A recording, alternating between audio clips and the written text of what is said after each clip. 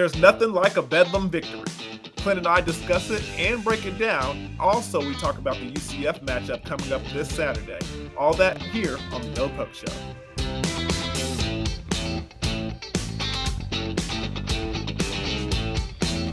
Welcome to the Old Poke Show. This is the show where we talk to Cowboy legends for the past and the present and review the OSU program going into the future. I'm your host, Deion Imade, alongside my man, number 10 himself, Clint Chelf. What's up, baby? Man, it feels good. It just feels good. I don't know what else to say. Just a lot of years of Bedlam and being on the wrong side of it and being at that game with that atmosphere. It was awesome. So yeah. my weekend was great. Except for fantasy football, but I'll leave that to myself. So I'm doing well, man. How are you doing?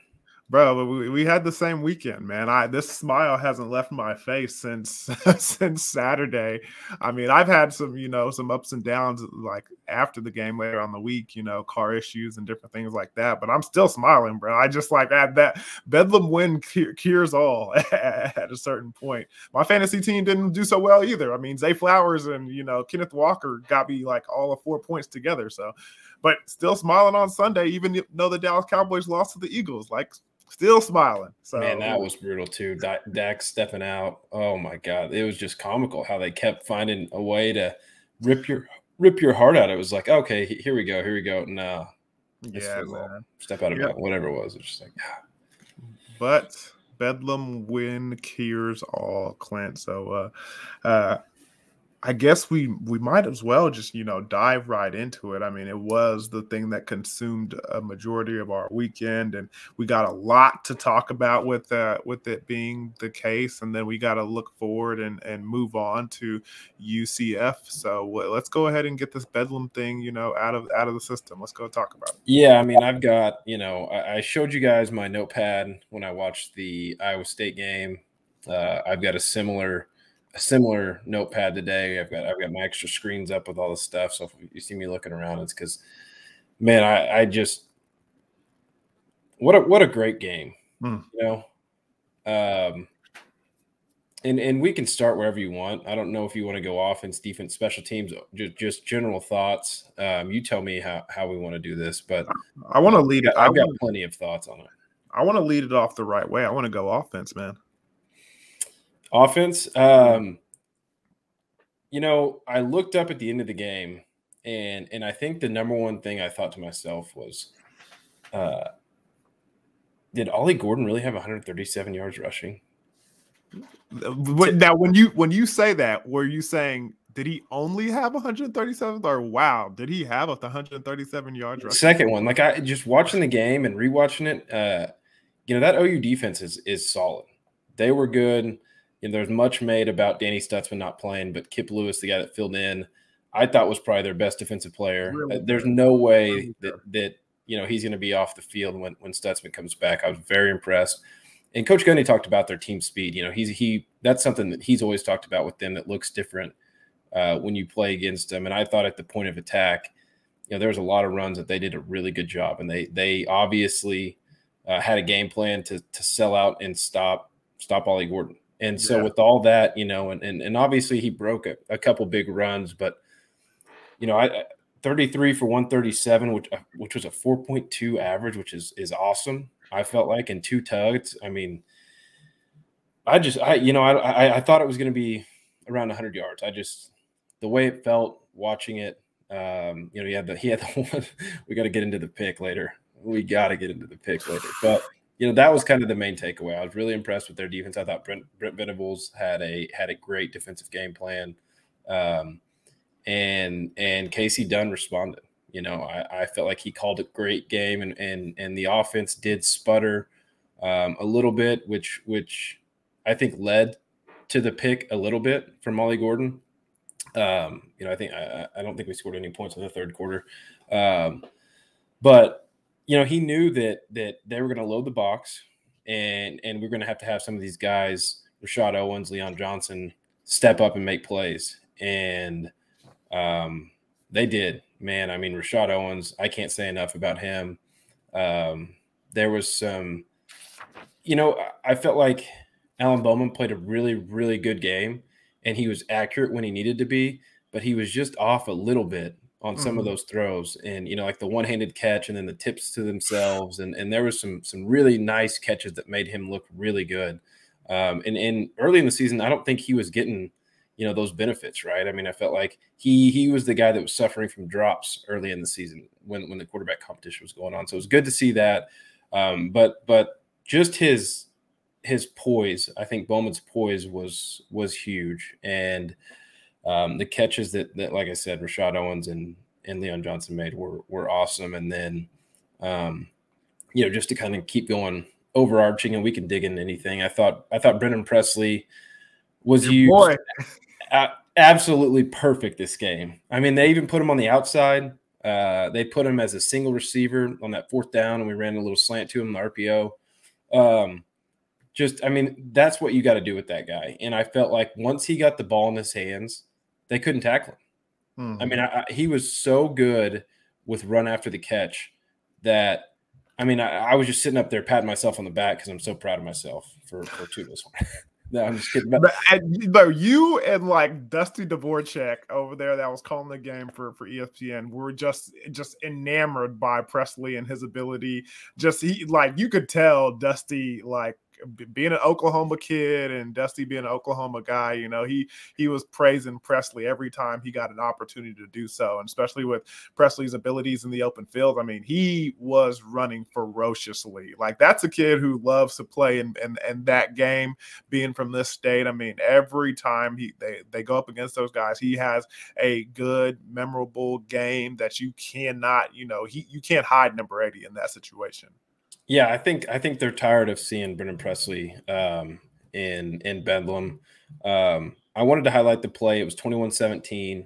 We were down. It was 3rd and 11. So we were about to punt the ball, and Bowman made a throw that looked like it was going to be picked. It kind of went over the defender's arms, and Presley made a great catch. And then he had 2 or 3 guys on him. He did that. He was backing up and got to the 1st down, and I thought that was a huge play. There's a few other huge plays that we can talk about, but while we're talking about Brennan Presley, I thought that one was incredibly big on a 3rd and 11. So all right, we're getting into all that, and you're giving a great summary, but I kind of want to tee you up for a couple of things because you just you gave a good synopsis to the whole offensive side of things. So let's go back to Ollie Gordon and the running game, and let's go a little bit in depth with that, and kind of like talk about some of the key points that you thought about in the notes that you took down as far as the offensive line's performance, Ollie Gordon's performance. I mean, you talked a little bit about the defense and how well they played and how well they did,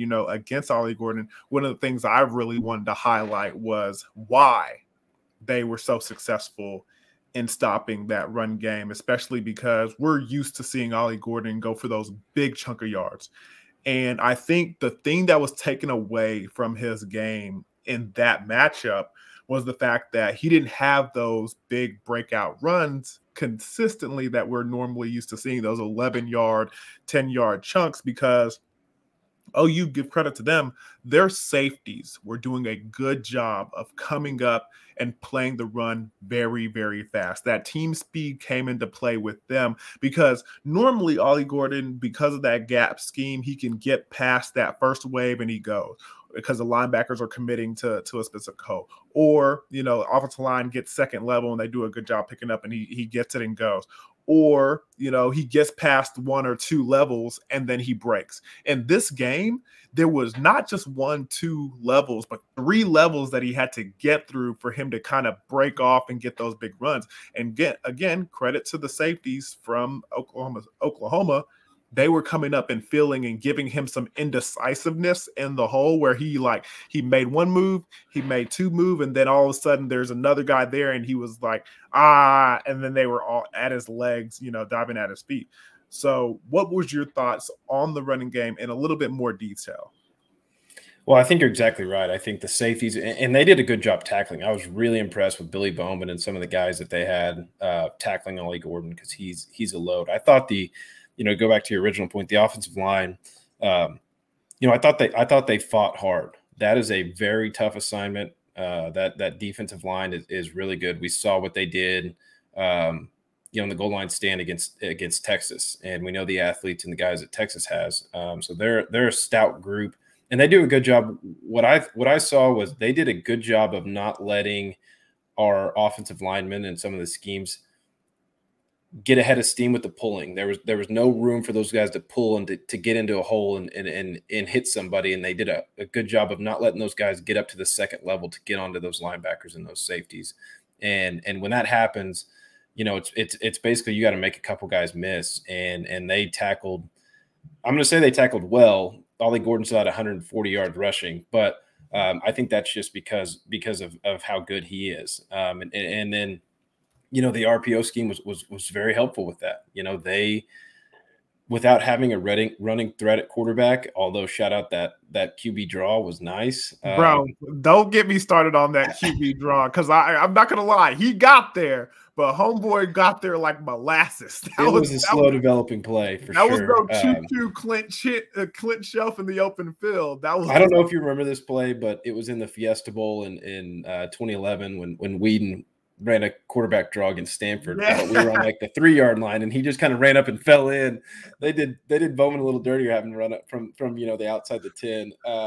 But he had a nice little move there and got in, and that's all that matters. But they were crashing down. I think if you go and look on the fourth down play, one of the fourth down plays, by formation, we were in a little bit of a tough situation because they had two guys, so they could crash one guy all the way down. Didn't have to worry about Alan Bowman pulling it, not because of his lack of running, but because the guy that was in man on the tight end or covering the tight end was on that same side, and he was a nub. So he didn't have to worry about him, getting out in the flats, running anything. So it was almost like a squeeze scrape situation where there's a guy there anyway. So he just flew all the way down. And if you watch that play, tackled Ollie from behind, and he would have scored on that play. I mean, the offensive line had it blocked up perfectly. He was going to hit that and hit his head on the goalpost. So, and again, to re-illustrate this, you're talking about that fourth down play in the red zone. Coach Gundy decides to go for it.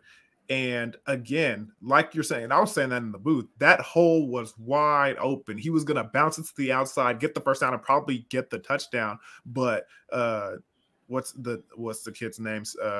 Spears Jennings, the safety from Broken Arrow, does a great job, hugs it tight, and just grabs Ollie by the ankles and pulls him down from behind. That was a phenomenal play by him. But you're exactly right, Clint. He was in the perfect position to see, man to man. I got the tight end. Tight end does nothing, stays in blocks, goes aggressively, and doesn't have to stay home to keep contained at all. So it was unfortunate for him not to pick that up, but kudos. Yeah, and why I say that was kind of by scheme. It was a tight end or a tackle over play. So the right tackle went over to the left side. The tight end was in the right tackle spot. So it's just kind of an awkward with the way that they lined up, not having a receiver split out. It was a short end. Just kind of they did a good job. Hats off to them. And they really did a pretty good job, I felt like, all day. There was a lot of 1 and 2 yard and negative yard run plays. But Ollie he's just relentless. And the offensive line, the tight ends, those guys, when they get ahead of steam, I think we all saw the clip that was tweeted out. They can punish some guys. And I thought the scheme was good for what you're up against when you're playing a team that is going to sell out to make you one-dimensional. I thought that they did a good job of scheming up some different runs with the pulling guys and using the motions, using the shifts. We saw them line up in a few formations and then completely shift out of it. So all that stuff, I think, adds to something to think about for a team that likes to play fast like OU. So and it helps your offensive line. There was a few times, I think, on the second touchdown run, 1 or 2 yards, where the offensive line got up to the second level guys, and there was absolutely no chance for them to stop Ollie Gordon coming. So, I was really, really impressed with the game plan. The offense did sputter a little bit, and we can talk about the Ollie Gordon interception. I feel like some of that was because of the offense had been sputtering, and so they were trying to, we started to kind of move the ball, and it was like, okay, we got something going. Like, let's throw this in there and get a big chunk play, and that's the reason why coaches get so scared of putting in plays like that with guys that don't typically throw the ball, because you never know what's going to happen. Wait, hold on, quarterback. Hold on. Listen to you try to defend your position and your job out there. Wait a minute. I agree with you from the standpoint of, on that play, they were being too cute, being too cute, finding their way they were in kind of a scoring zone area, and they were looking for the big haymaker. They were looking for, that kudos to Casey Dunn and Coach Gundy, because they were letting it all hang out in this game. They were, being aggressive and really playing like they had house money, because the way they were going for it on 4th downs and not kicking field goals and, trick plays and everything, they were being aggressive. So I don't fault them for that. But I think the blame has to go on Ollie Gordon for, but it wasn't a bad idea, Clint. It wasn't. It was kind of open for a second. He was open. I pointed at him. I was like, he's open. Man. But the way he threw that ball, and you could tell. Oh man, I thought they were going to fair catch it. He came into the game like, I think it was Jaden Nixon was in that series, and then Ollie Gordon came in, and he came in with no gloves on. And I was like, why doesn't he have? I remember thinking to myself, why doesn't he have gloves on right now? They probably just threw him out there. He wasn't ready to go. They told Jaden Nixon that he was taking the whole series, and Ollie was taking the whole series off. And then all of a sudden he just runs in there, and I was like, why does he have no gloves on? And then he goes back there, and I was like, oh my God, he's gonna throw this football. And then he throws it. I go and I look, and I'm like, oh crap, he's open. Rashad Owens is open, and he throws this duck in the air that looks like a punt, and Bowman picks that thing off. It was open. If he darted that thing to the sideline, I think either he overthrows Rashad and we're good, or Rashad makes the catch. But he just threw it in the middle of the field where everybody could make a play on it. Yeah, and the point about that I was making was that was the 3rd drive of the second half, and the 2 drives before that, not even counting the ones at the end of the first half, which we didn't do much with, were the turnover on downs. So I feel like we were kind of getting something going. We had moved the ball a little bit, got them thinking, got them moving. It's like a good time. You cross the 50, good time to try a shot.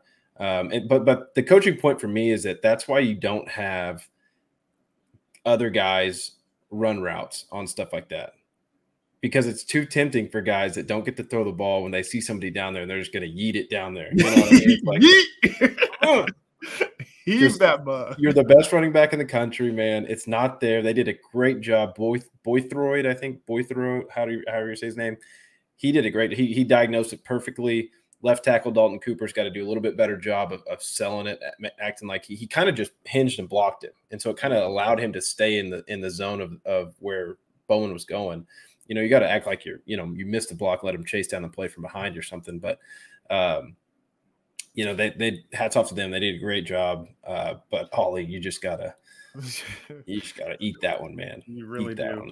Speaking of, I kind of wanted you said something that I wanted to bring up. What did you think about the offensive game plan as far as, all the shifts and all the motions? You've been asking for pre-snap motion, and they gave you you've been asking for it strictly for Presley and getting him on the move and everything. But they gave you everything that you asked for on this game, with everybody moving, all the pre-snaps, all the shifts, what did you think about it? It was great, and it fit into the game plan that Coach Dunn and the offensive staff came up with. Because if you noticed, the game plan wasn't to try to run as many plays as you possibly can, right? It was we were huddling, we were going a little bit slower.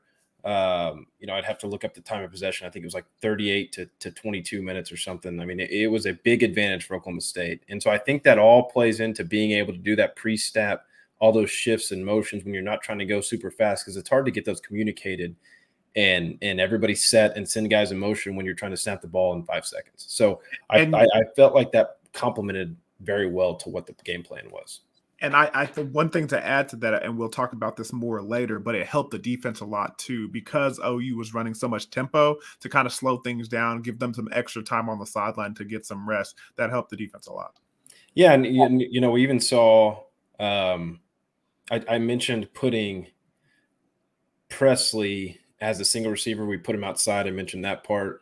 But the other side of that is we put Rashad Owens in the slot and we motioned him. And that's stuff that you know, they've all, as a defense, you can talk about this when a guy lines up somewhere that he's not supposed to, you know, there's a hey, alert, like, you know, we've got something going on here, and then he goes in motion. It's a lot like you know, what we didn't do, and we can get it, we'll talk about that on defense, when they put Drake Stoops in the backfield on defense. Yes. You know, there's got to be communication about, you know, when you put new stuff out there, and it's stuff to think about. And so I thought it all complemented each other well. You mentioned how it helped defense. I thought it helped the offensive line. I thought it helped, obviously, Alan Bowman. You know, I felt like he was very comfortable.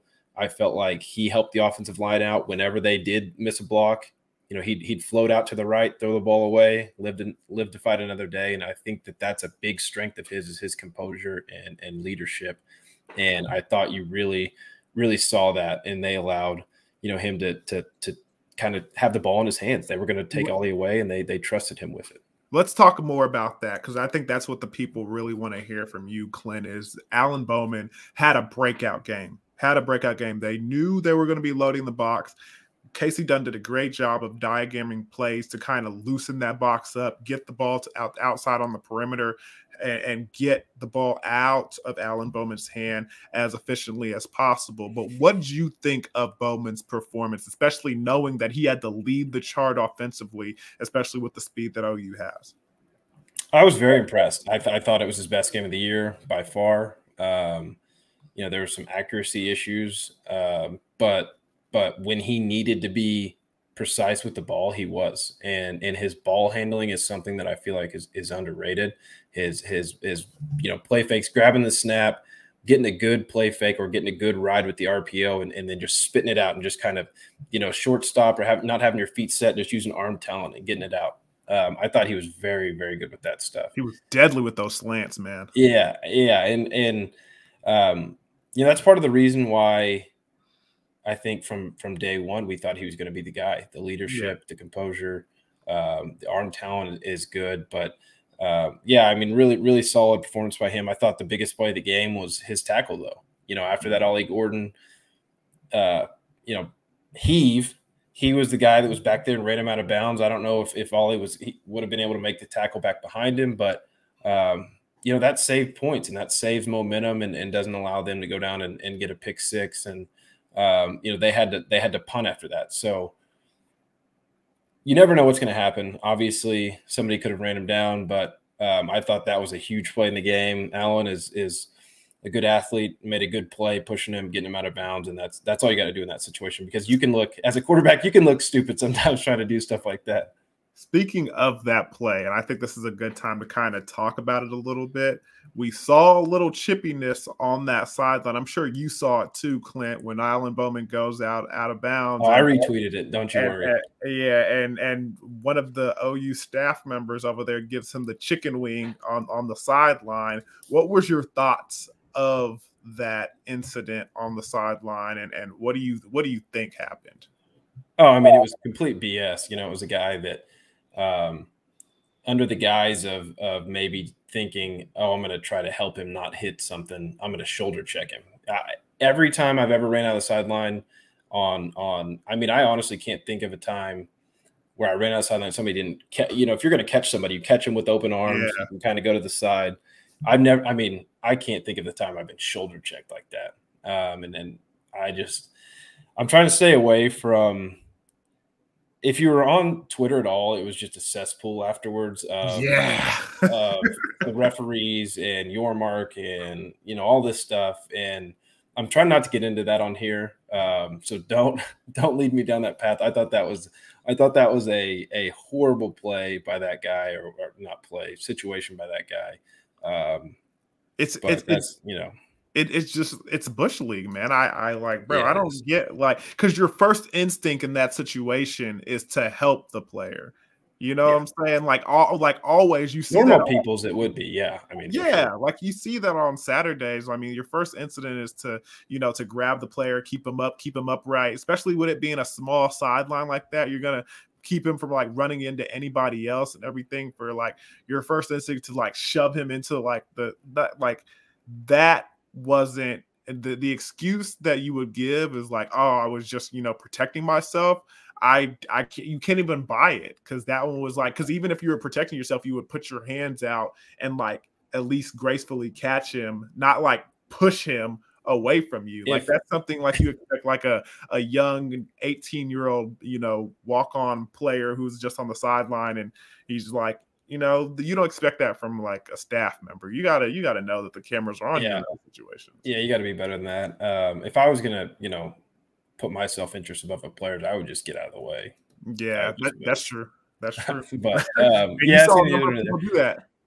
Yeah, you did. A bunch of them did. So, I thought that was a huge play for Allen. I really, if you would have told me going into that game that he would have more rushing yards than Dylan Gabriel, I would say that Dylan Gabriel had to have gotten hurt. Yeah. So, Speaking of, catching people on the sideline, man, we got to talk about the three-headed monster out there at wide receiver, and I want to lead the way with Rashad Owens. We can talk about Presley a little bit. We can't forget about Big Leon coming in to save the day once again. But talk about Rashad Owens. You're talking UFC? UFC, dude? Talk about Rashad Owens and his big day, man. I like 17 targets, 10 catches, 136 yards. Bro, a yak of 53 yards, because those yards after contact were big, especially with those big stiff arms on the sideline. Bro, the only thing I was disappointed that he didn't get a touchdown. And in my opinion, like if he gets a touchdown, and I still think he got snubbed a little bit for the Big 12 Offensive Player of the Week. Him and Alan Bowman, I think they got snubbed. I know what the Big 12 is trying to do with Ollie Gordon. I know that he's like kind of the darling of the Big 12 right now, and everybody's trying to, put him on a pedestal to kind of, get these awards and everything like that. But if we're looking at, offensive MVPs of the game, I think you got to give it to number 10 or number 7, but number 10 for sure, bro. Rashad Owens had a marvelous day. He did, man, and we needed it. I can't think of one catch that he had that wasn't a play that we needed.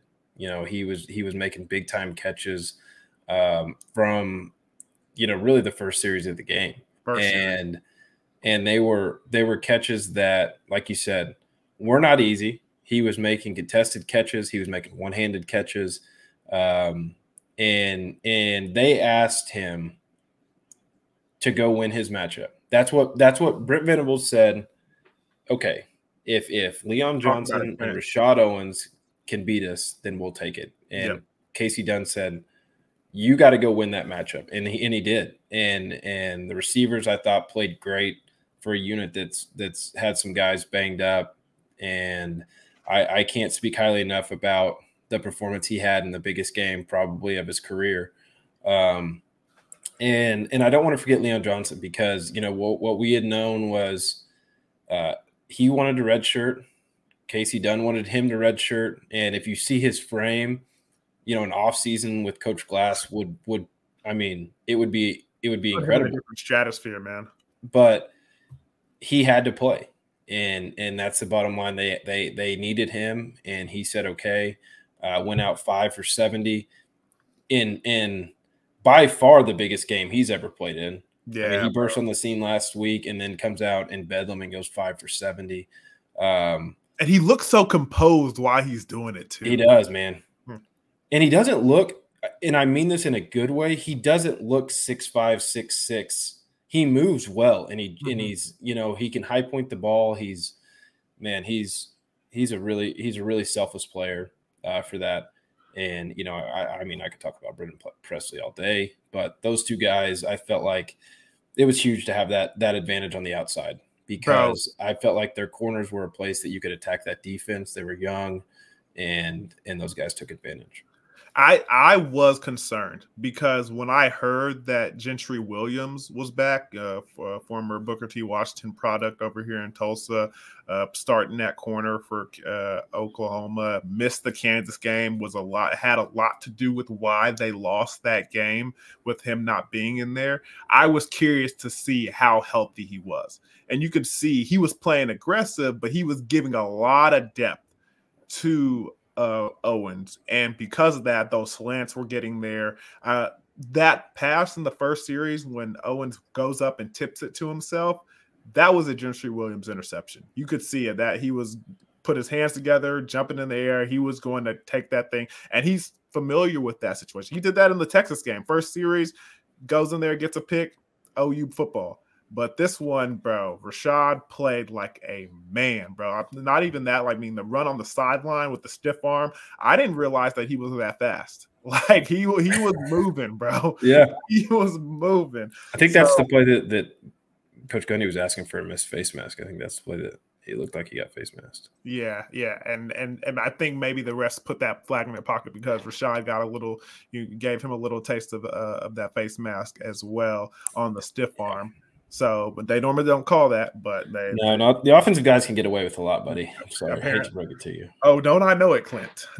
I know it? But yeah, so you got to give credit to 10 in the game that he had, man. That was very, very, very impressive. Again, one touchdown, and I think he deserved that, Big 12 Offensive Player of the Week. But Ollie Gordon got 2. I think. Who else? Bowman got 1, and it wasn't enough for Owens to get his 6, but he still had a great performance.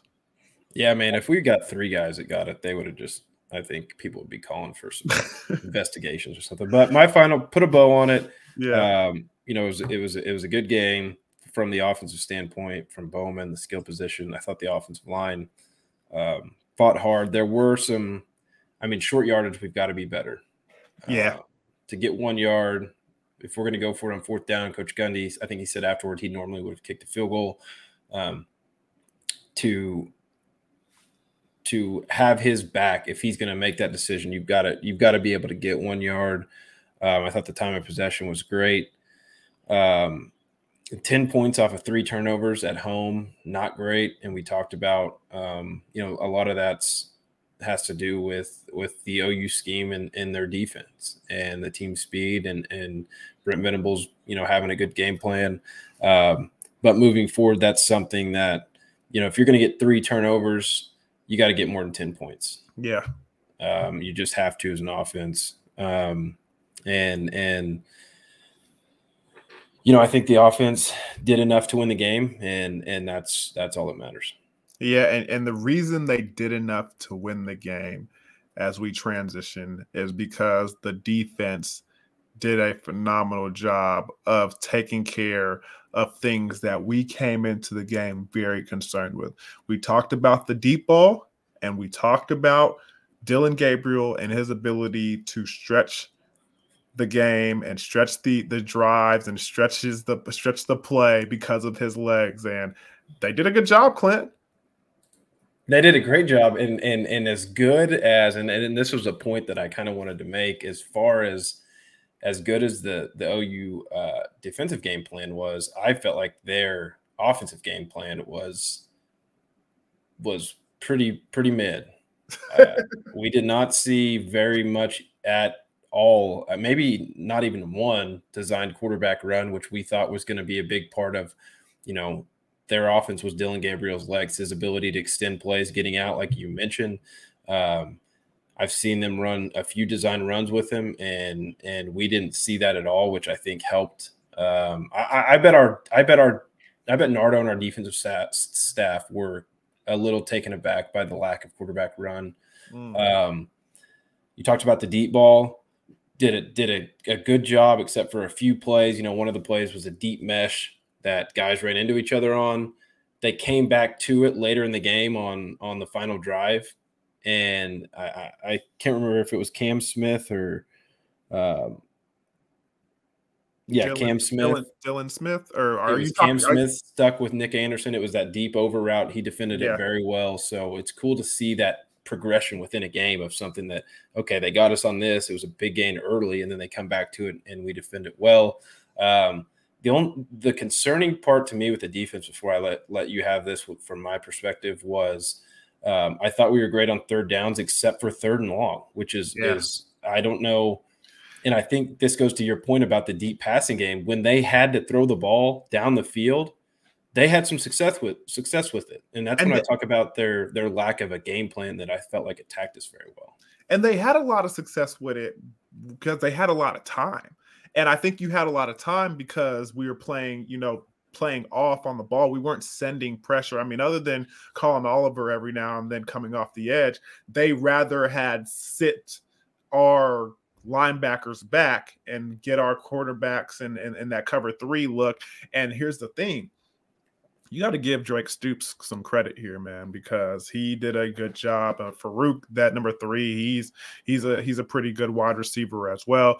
But like those corner routes, those over routes in the middle, like when you have that much time in the pocket and that much time to cover good wide receivers, they're gonna find a way to get open.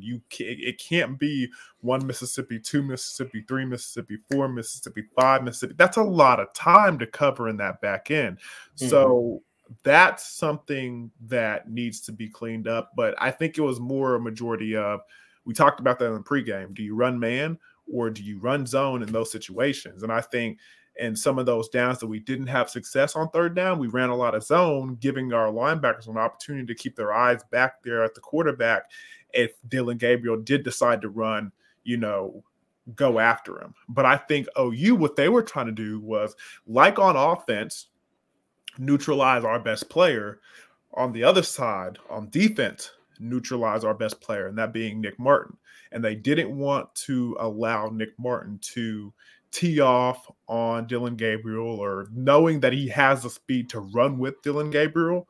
They knew that like all those, if he's eyes off the quarterback, they have a guy to stop it. So it's better to just let him sit back there, throw the ball, and execute from that standpoint. And I think one of the things that we talked about was, because Nick Martin was such a dominant player and they're going to probably try to take him away from the game, anticipating that, Benson was going to have a really good football game. And what happens? He walks away with the Big 12 Defensive Player of the Week. Yeah, he stepped up. And there was one time where Martin got him on that pick. He added late. His football IQ is very good. He noticed, obviously, that the guy that he was supposed to be covering was blocking, and he added late, and he was the one that forced that interception. Really, he was right in Dillon Gabriel's face, And sorry, go ahead. I was going to ask you, because it seemed like he got that pass off, but it also, like Nick Martin, it seemed like he was just a second late on getting the sack. So how much does that affect the throw? I think it affects it a lot. Yeah, it definitely does. You could feel that guy, you could see that guy, and even though you may get the ball off, not being able to step fully into it and then follow through, getting smoked. I mean, you can feel that you're going to get hit, and I felt like that ball was up in the air for a long time. Yeah. So it's not something that you can, if you get the throw off in that situation when it's a ball, if I'm throwing out to the flat one way or the other. But when I'm trying to step into a throw and drive it downfield and I'm getting hit in the face, it definitely affected the throw. I did want to go back because I had them listed here. The third and long conversions, so they converted a 3rd and 7 for 15 yards, 3rd and 13 for 49 yards, 2 3rd and 12s for 17 and 26 yards. So, yeah that would be the spot that going to get coached up, I assume, this week pretty hard. 5 and 12 on third downs, over 2 on fourth downs is another great day fourth down play for this Cowboy defense, something that we did not anticipate. So I didn't think that was something that I was even going to be looking for this season.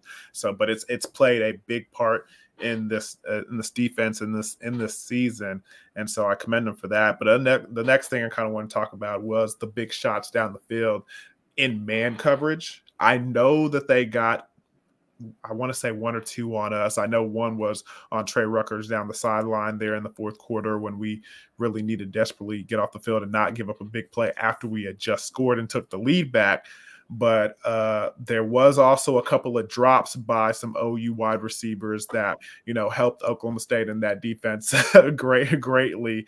But other than that, I think the secondary did a really good job, especially the young guys did a good job of covering down the field and not panicking, being in the hip pockets of those wide receivers and making plays on the ball. I mean, Cam Smith was definitely one of them. DJ McKinney was definitely one of them.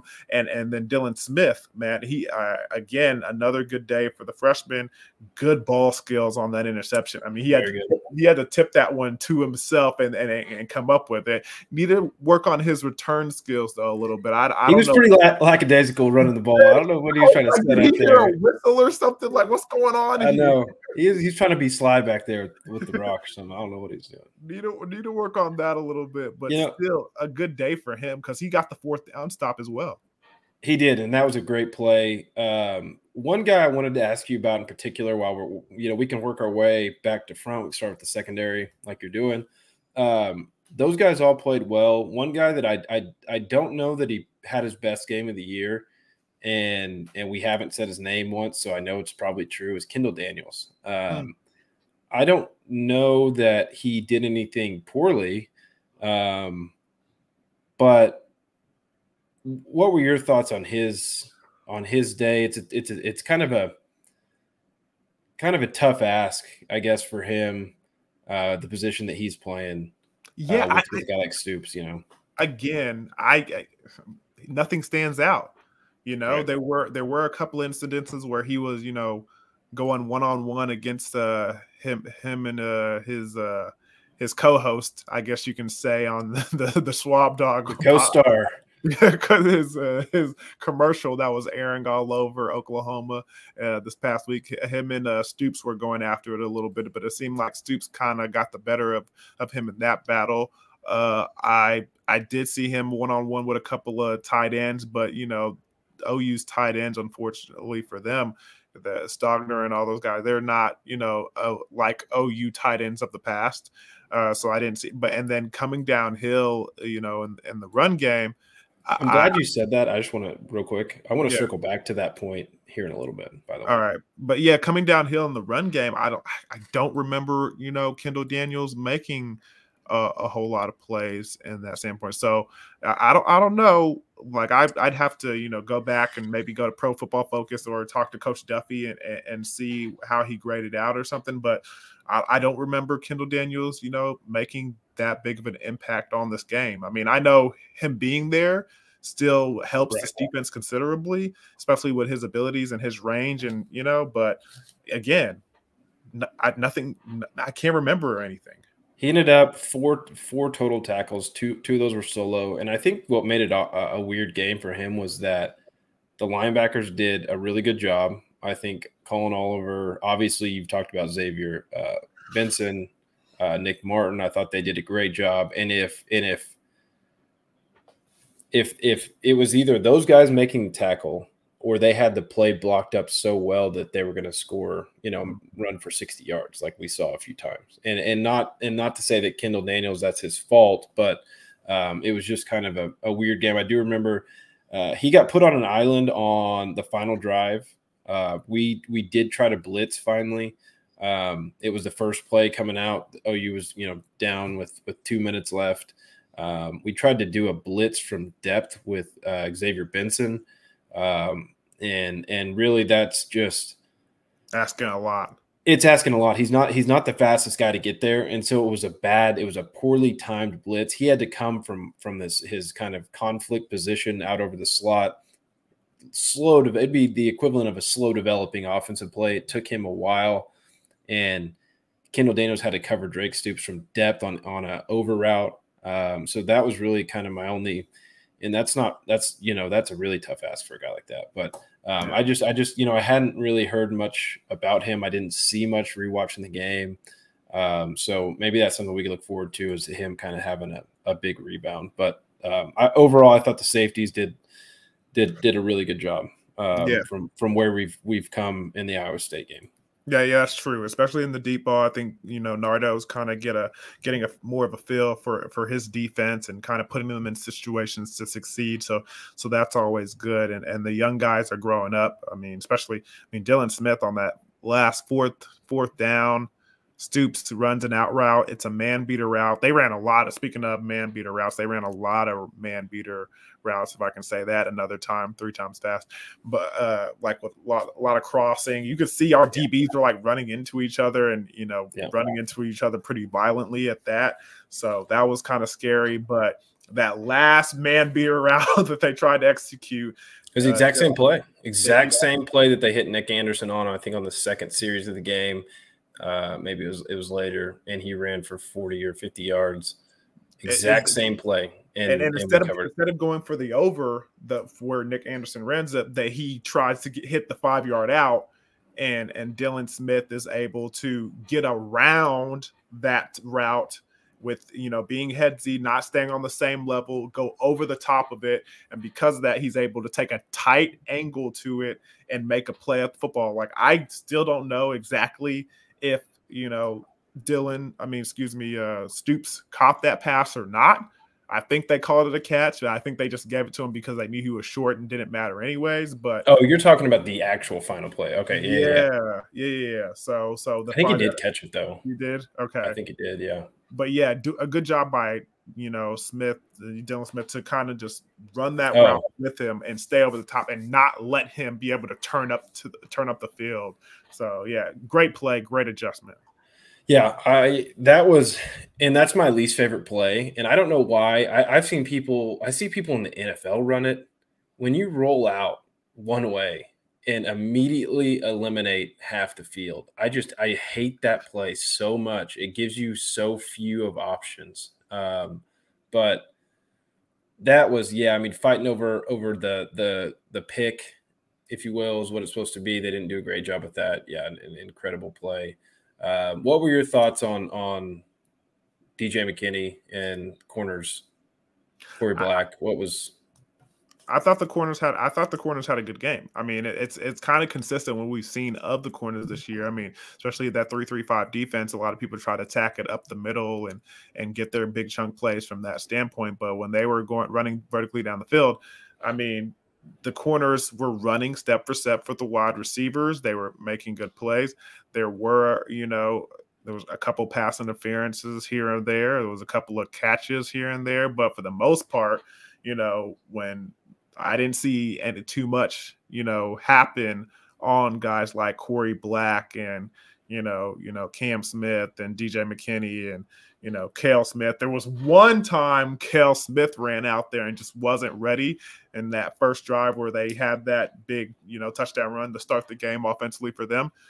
He ran out there on the field and got on the number 2 wide receiver, and the number 1 receiver is right behind you. And he's like, looks back and he's like, oh, and then he comes in, and then there's a run that happens right up his backside. And it's just like you get thrown into that situation, and on the sideline, you have to stay ready. You have to stay engaged. When they say go, you got to be ready to go.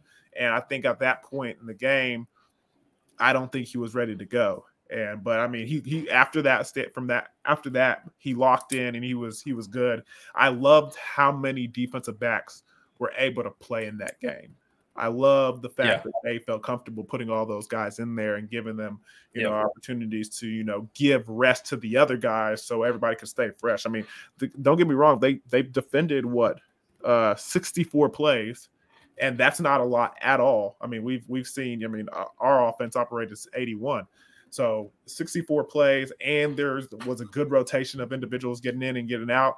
I think it made for a successful defense in the fourth quarter. Yeah, I think that goes back to part of what we talked about with the offense, the time of possession, right? Yeah, keeping those guys fresh later in the game. I've been workshopping something, unless you have anything more for the secondary guys, for our linebackers. No, let's go to linebackers. Let's go to before linebackers. we get to the defensive line. I just wrote this down because I think if you take the 3 linebackers, I would say that Nick Martin is, I would say he's the Ollie Gordon. Okay. Mm-hmm. I would say Xavier Benson was the Rashad Owens. And I would say Colin Oliver. And I'm saying all that to say this. I think Colin Oliver is the Brennan Presley of the defense. And I mean that in a way that Colin Oliver probably, he wasn't the Big 12 player of the week like Benson. Nick Martin's getting a lot of love for all the tackles he makes. But when we needed Colin Oliver consistently, he shows up in big moments. When you need a pass rush, they hit a big play that was pass interference that Farouk still caught. They're moving the ball. And that next play, he didn't get the sack, even though, he was the first one there. And then Goodlow came and finished it off. But that's a huge play. It stopped the momentum. And when you needed him, much like when you needed Presley on a 4th down, Colin Oliver would step up. And so I don't know if you agree with that take. It was just something that would, my brain was workshopping for a bit. So I hope you agree with it. I think you're completely right on that. I think you're completely right about that. Our stars showed up and played a consistent game, a quiet 9-tackle game for Nick Martin. Yeah. Normally he's in those big double digits, but still a good game for him. Snub for the Butkus Award semifinalist list, by the way. Don't get me started on that. Don't get me started on that. Then you have, Benson, who just turned into a star, just like Rashad Owens did in this game, and coming off the edge, being consistent, getting around the corner. Like, kudos, big time, shout out to him. And then you had the guy that everybody knows, Mr. Reliable, is going to make plays when you need plays to be made.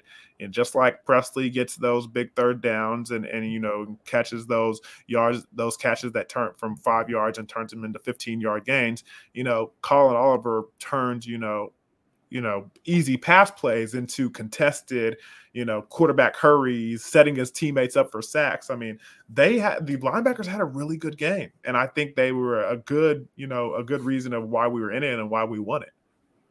Yeah, I mean, I couldn't say it more. Those guys are the engine of the team on that side of the ball. I felt like we talked about the Alan Bowman big play with the tackle after the pick. There was a few series, obviously the 2 turnovers on downs, the Ollie Gordon interception. The defense held them to 7 points after those 3. So, I talked about, points off turnovers for Oklahoma State. The defense really, really showed up on those sudden change moments in that 3rd quarter when they needed to. And I was really impressed. And I think that largely starts with that linebacking core. So, yeah. Real quick before we move on, because we've been talking about this game for a long time now, and I'm sure everybody is excited like we are and could talk about it for days, but we do have to move on like Coach Gundy has instructed us to do. But before we do the defensive line, what do you think about their performance before we kind of move on and go past this? I thought that they were solid. The OU offensive line is, as we know, typically one of the most talented in the country. Yeah, they do a great job recruiting guys. They do a great job developing guys. They are typically always going to be the most talented unit on the field. And I thought the defensive line for Oklahoma State fought their tails off to kind of negate some of that. They could be. I wrote down that they could be a little bit better, more physical at the point of attack, especially in the counter game. I felt like the runs that they had, big runs, obviously the first series for them in the game, then the other Taway Walker touchdown when he came in the game were counter plays that were just absolutely blocked up to perfection. Those guys up front just weren't good enough simply on those plays. But I thought that they did, much like we always talk about the offensive line, I thought they did enough to allow the linebackers to be the stars. And ultimately in this defense, that's what you want.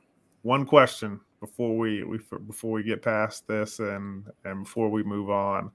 defensive line playing a tempo offense team. I mean, I'm just gonna say it, Clint. Tough scene, man. Tough scene. Playing a lot of possum, huh? Playing a little possum. Man, I'm not gonna lie. I'll say this: everybody does it. I've seen everybody in the Big 12 do it. OU, you're no different. Texas, doesn't matter. You're no different. I've seen you do it. Everybody, but it was bad. It was a tough scene out there for those boys, man. Hey, man, you got to do what you got to do, Clint. I just want to know. I just want to know, how did they organize it? I just want to know. I know. Because you could they were doing such a good job. Like, it was they were coming off the field. Like, the acting was phenomenal. I mean, Anthony Hill's up in there giving them lessons. I'm telling you what, bro. Gotta be. Yeah, man, that's it's not great football. I'm not gonna be on. I'm gonna be honest with you. It's I don't know. It's bad. It's bad football, man. It's defense. It's all about. It's about strategy. It's about strategy. Sometimes as an offensive guy, that was a tough scene. But like I said, the defensive line did what they had to do to win the game, and I'm gonna leave it right there with those guys. We put a bow on it. If you got any other overarching thoughts, lay them out now. And real quick, we cannot leave my guys out on special teams. First of all, Alex Hale, good job. I think he was 2 for 2. Clint, correct me if I'm wrong. A 36-yarder and a 34-yarder gave us 6 points. They desperately needed those points. Yeah. And maybe Coach Gundy should have gave him a couple of more opportunities to get a couple more points, but I think the OSU fan base is happy that he was aggressive in that game, in those situations. So, I can't fault him, but Alex Hale did a good job. And I think we saw, like, before the game, I was asking for complete focus from the Oklahoma State special teams unit. They had to be zoned. We needed those extra hidden yards here and there in this game, this matchup. And I think that we got that. I mean, the punt that was able to turn left and stay on the 1 yard line, that was amazing. That was amazing. So great job on that. Who was the punter over there? Hudson. I don't know if that was Hudson Cock or not. But. It was either West Paul or West. Well, and I've So I do have something to say about special teams for once, and it's going to go under kind of a overarching theme. Something that I noticed and I don't know if this is just a quarterback, what we look at, but you got me to it through special teams. I was going to get to it at some point. The details and the small things that I noticed that we have to clean up, that have to be better. Hudson Cock, great job, but when we had to punt the ball under 2 minutes, we punted it into the end zone on a situation where it's a pooch punt. That can't happen. Yeah. I mean, you lose so much on the field position, and we had guys down there that would have stopped the ball from going in the end zone and defended the goal line. And it lands and Nixon tries to do a good job of catching it, but that can't happen. That's not good football. You have to be able to execute stuff like that. Especially when you're a specialized punter, right? When that's your job, I mean, I understand he's amped up. Probably it's a pressure moment. Put a little bit too much behind it, but you'd rather err on the other side of it because you're going to have coverage on that situation. But in that same vein of things that are details that you have to be better at. There's under 4 minutes left, and Alan Bowman snapped the ball a few times with more than 8 seconds. One time with 14, 15 seconds on it when we're trying to run the clock out. And stuff like that matters. Yeah. We threw a pass on that last drive that ended up being incomplete that allowed OU to not have to use a timeout. Like, those are the things that matter. And instead of getting the ball, I can't remember if they had one. They may have had one timeout in a minute 59 seconds or 2 minutes left. It should have been no timeouts in a minute and 20-something seconds left.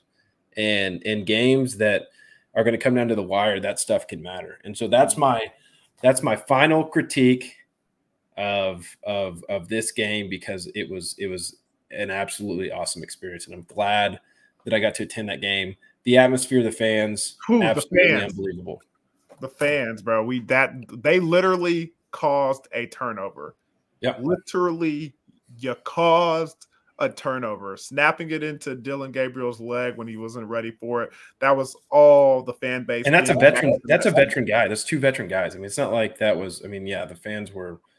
You know what? One thing we didn't talk about, and I'm sorry we're looping back to this. The other turnover from OU where they lined up with the running back and snapped it, and then they were handing it to each other. That was hilarious, man. Trying to be too cute. Trying to be too cute. Hilarious. But sorry, we can move on. We can get to UCF because I could talk for another hour. So yeah, well, it was good to witness the last Bedlam, but even better to win the last Bedlam regular season matchup for Oklahoma State and OU. Did I see you? I thought I saw a video. You were in Theta Pond with the goalpost, weren't you? Negative. Shirt off. You know, we don't do that. You know, my people don't do that. Well, shout out to those guys who got the goalpost down. I mean, it's going to be a hefty fine and expensive goalpost to replace. $15,000 to replace a goalpost. I saw. Goodness gracious, worth it. It was worth it. It was worth it. Yeah.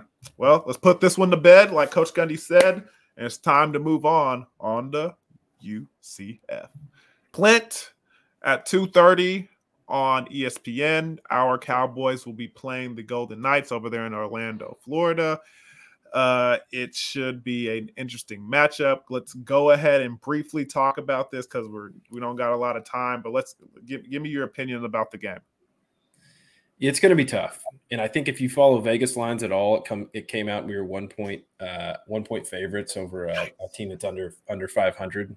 So that tells you a lot of what you need to know if you understand what that means. But UCF coming off of their first Big 12 win against Cincinnati, who we're familiar with. We just played them, led by John Reese Plumlee, a good dual threat quarterback. He's been out quite a bit, coming back. He can run the ball. He had 13 for 23, 165 yards passing. But they're led by their rushing attack. Yeah. RJ Harvey is, I believe, second in the conference to Ollie Gordon in rushing. He had 20 for 164 and 3 touchdowns against Cincinnati. And we know that Cincinnati, going into that game before Ollie Gordon kind of ate them up, they were tough against the run. It's going to be fun. It's going to be a fun place to go if you get to travel to this game in Orlando. It's supposed to be, I think they call it a space game. They wear their NASA colored uniforms. I mean, it's going to be live. It's going to be a tough atmosphere. And one thing I found interesting that Gundy said after the game, he said, we're a good team. We're not a great team. And I thought that was interesting because as the 15th ranked team in the country, these next few games, people are going to have, because of what you've just done the last few weeks, they're circling these games. And so you're going to have to turn in to a pretty damn good team, probably better than just good, to win these final 3, because everybody's going to be, they're going to be on you. They're going to have you circled. But the matchup from an X's and O's standpoint, UCF is the number 1 rushing team in the conference, which I feel like has been our defense's strength recently. Gave up some big runs, no doubt, against OU, product of that offensive line. And then on the other side of the ball, they are last at defending the rush in the conference. So could be a big Ollie Gordon day. They give up 212 yards a game. So, but even though they're last in defending the rush, they're first in defending the pass. So that's also something to be concerned about and to keep in the back of your mind, because if this becomes a situation where we have to pass the ball, or we're trying to get these wide receivers going, and you're seeing them not be as successful as you want, you have to keep that in mind. And hopefully these guys are aware of that, and hopefully they're designing stuff on that back end and on the outside to kind of get those wide receivers going, because you don't want to see some inconsistent play from that wide receiver group. That room's got it going right now, and I think the spark of Big Leon has helped them and everybody propel their games to the next level, and hopefully that continues versus UCF. And don't you think it was very important for, you talked about Leon, for Rashad, for Presley, to put the type of game that they just put on tape? For what they look at, I don't think you can look at them anymore, and say, okay, we'll just let Alan Bowman and the receivers, we're going to try to take away Ollie Gordon because they proved that they can beat you. So I thought that was important. That was good. That's a really good point, Clint. Really good point, because it lets, like you said, lets other teams know, if you load the box, we do have dudes on the outside that can take care of business and get us a ball game. So it's better for you to kind of like, don't just, 80, mix it up. Don't 80-20 the run and the pass. You got to kind of split it up a little, go 60-40, or these guys will hurt you out there. So hopefully that's something that we do see on Saturday. So, well, any more before we get out of here, Clint? I don't think so. I was going to give a shout out. I didn't write it down. I just saw it before we were logging on. Wrestling got a big time commit. So shout out to the guys at the wrestling program. That's a fun. Went to my first duel. It was very, very fun. Want to see them back into the national spotlight. So that's a good start for that. So that's all I got. Well, with that being the case, I do want to tell everybody thank you for tuning in to the Old Poke Show. Thank you for tuning to OSU Max, and thank you for showing up to these games, man, because the fan base, bro, you guys made it a day that nobody will ever forget that was in that stadium. It was a fun atmosphere, and like Dave Hunziker said, man, it was the best day ever. It was the best day ever. So I want to thank you guys from the Old Poke Show over here, and also continue to tune into stuff at OSU Max. They put up a bunch of Bedlam access stuff for you guys to witness and relive. That was phenomenal, and to watch it back and see how much fun everybody had was great. They also put up some poke pods that gives you access and gives you insight. I know Colin Oliver did an interview and a sit down, and there's some stuff with Ollie Gordon and all kinds of stuff going on over there. So make sure you guys continue to tune into OSU Max and continue to tune into the Old Poke Show. We got more stuff coming for you here. But with that being said, Clint, you ready to get out of here? Yeah, I couldn't have said it better myself, partner. Let's go ahead and close this thing out. All right. Well, you know how we do it over here, guys. Remember, stay loyal and true. Go Pokes.